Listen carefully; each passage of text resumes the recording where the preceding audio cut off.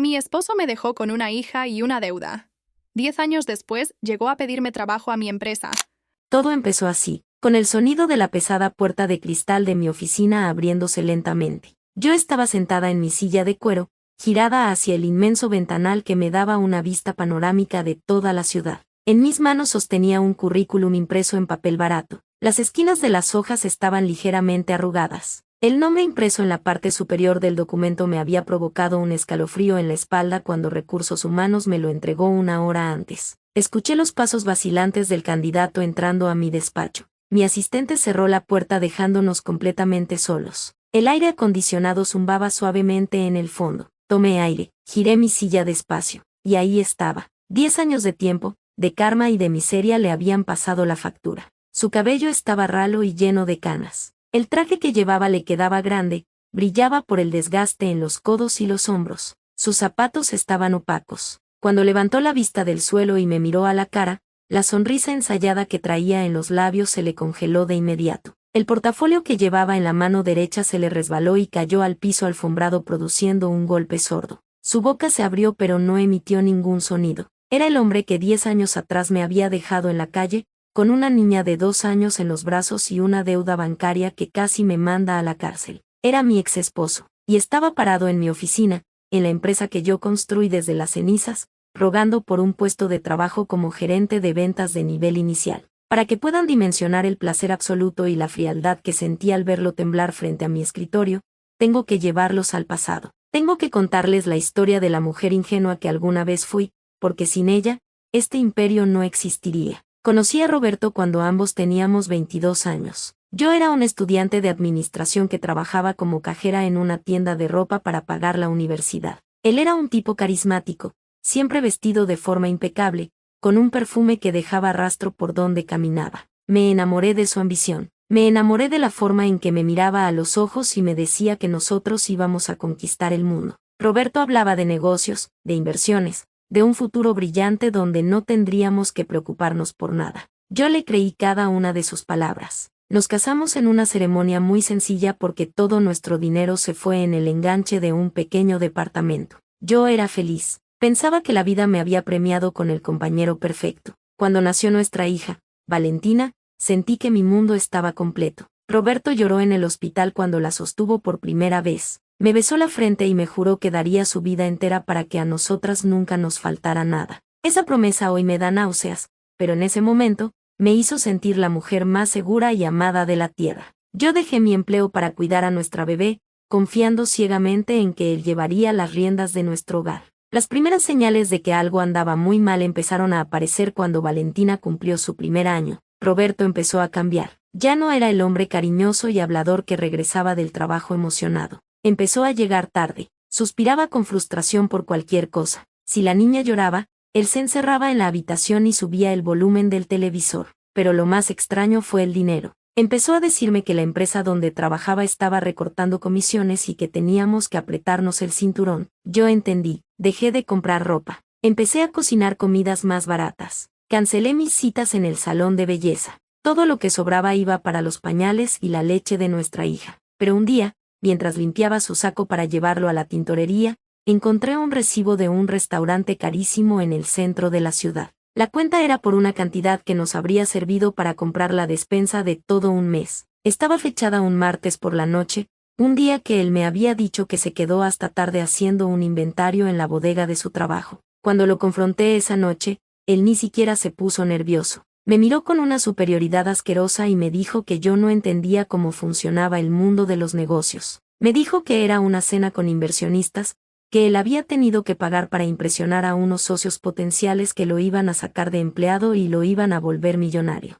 Me hizo sentir estúpida. Me dijo que mientras yo estaba en la casa limpiando y viendo caricaturas, él estaba allá afuera partiéndose la espalda por nuestra familia. Y yo me callé. Bajé la mirada y le pedí perdón por dudar de él. Fui tan tonta. La tensión en la casa se volvió insoportable durante el segundo año de Valentina. Roberto empezó a pedirme que firmara documentos. Me decía que estaba abriendo líneas de crédito para un negocio de importaciones que iba a ser nuestro boleto a la riqueza. Yo no quería firmar, tenía miedo, pero él me manipulaba. Me decía que si yo no lo apoyaba era porque no creía en él, que yo era un ancla que no lo dejaba avanzar, que las esposas de los hombres exitosos siempre los respaldaban sin hacer tantas preguntas. La culpa me carcomía. Sentía que si no firmaba, yo sería la responsable de arruinar nuestro futuro. Así que firmé. Firmé pagarés, firmé solicitudes de tarjetas de crédito, firmé como aval para préstamos personales enormes. No leí las letras pequeñas porque amar, para mí,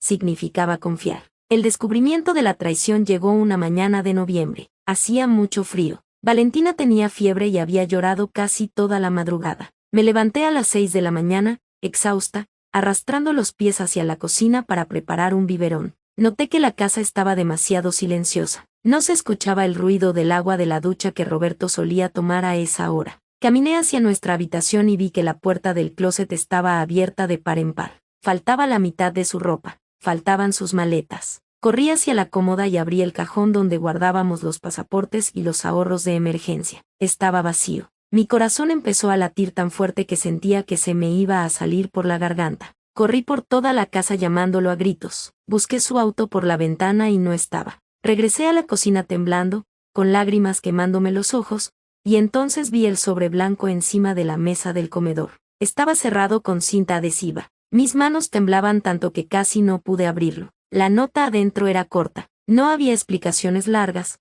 no había remordimiento, no había una sola lágrima en el papel. Decía textualmente: me voy. Esta vida me está ahogando. El negocio fracasó y no pienso quedarme a limpiar el desastre. Vende lo que puedas. No me busques, ya no estoy en el país. Sentí que el suelo desaparecía debajo de mis pies. Caí de rodillas en medio de la cocina, sollozando tan fuerte que desperté a mi hija. Durante una semana entera viví como un zombi. Lo llamé cientos de veces. Su número estaba desconectado. Fui a su trabajo y el gerente me dijo con cara de lástima que Roberto había renunciado hace un mes. Me dijo que había cobrado su liquidación completa. Pero la verdadera pesadilla apenas estaba por comenzar. A los 15 días de su abandono, empezaron a llegar las cartas, notificaciones del banco, avisos de despachos de cobranza, exigencias de pago por los préstamos que yo había firmado. Fui al banco, completamente desesperada, con mi hija en brazos, rogándole al ejecutivo que me explicara qué estaba pasando. El hombre me mostró los estados de cuenta. Roberto había vaciado todas las líneas de crédito.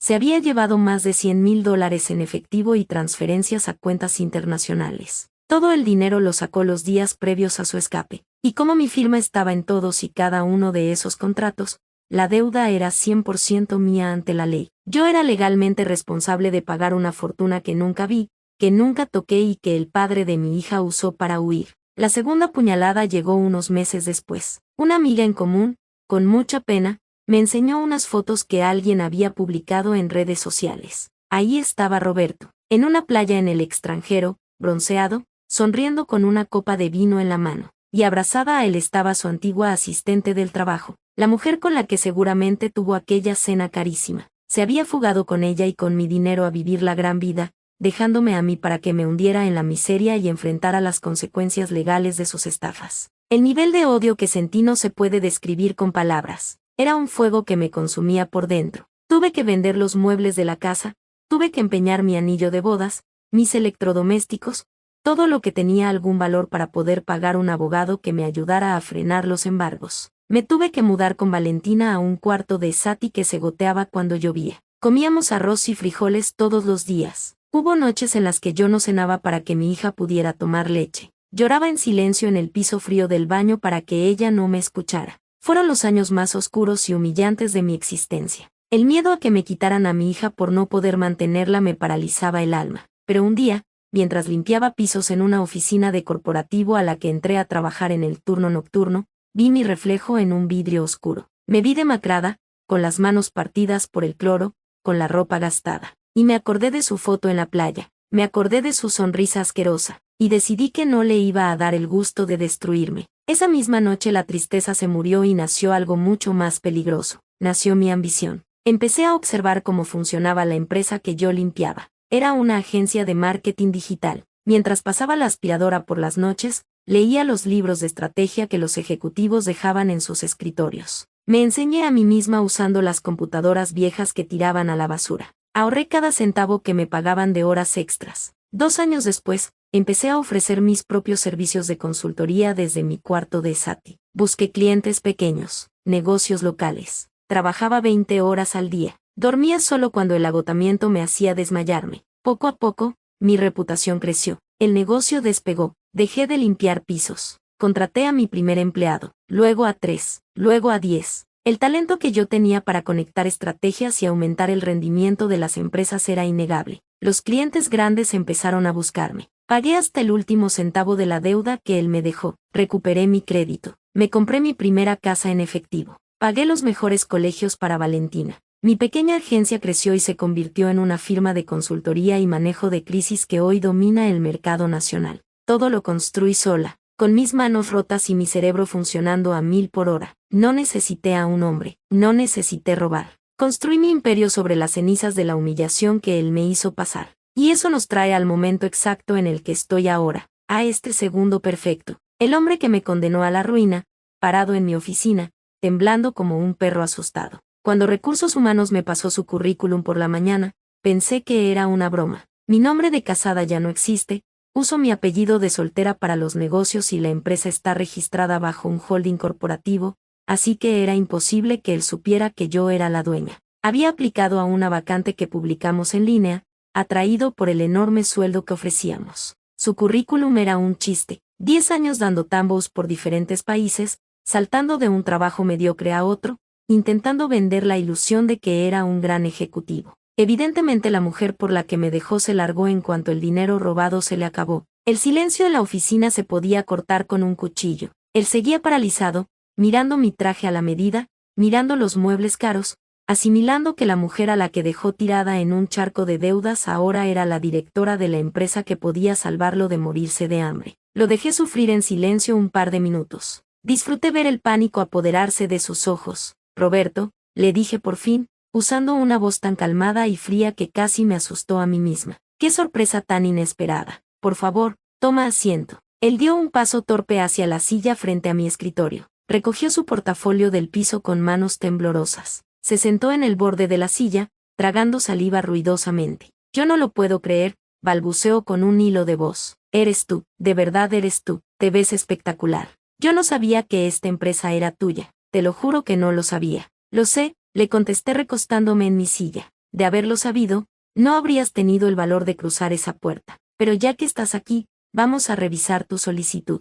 A fin de cuentas, soy una profesional. Tomé su currículum. Fingí leerlo por unos segundos, aunque ya me sabía de memoria la sarta de mentiras que había escrito ahí. Veo que tienes mucha experiencia en huir, comenté sin levantar la vista del papel. Pero aquí estamos buscando a alguien que sepa manejar cuentas de clientes importantes, no a alguien que vacíe las líneas de crédito y escape a la playa con la secretaria. El rostro de Roberto se puso completamente rojo, bajó la cabeza. Las lágrimas empezaron a asomarse en sus ojos. Empezó a suplicar, la misma táctica patética que usan todos los cobardes cuando los acorralan. Perdóname, me dijo llorando, sé que fui un monstruo, me equivoqué, fui un estúpido. El karma me cobró cada centavo. Ella me robó lo poco que me quedaba y me dejó tirado en otro país. He vivido en la miseria todos estos años. He dormido en la calle. No tengo a nadie. Regresé hace unos meses intentando empezar de cero. Por favor, necesito este trabajo. Estoy desesperado. Haré lo que sea. Déjame demostrarte que cambié. Lo dejé hablar.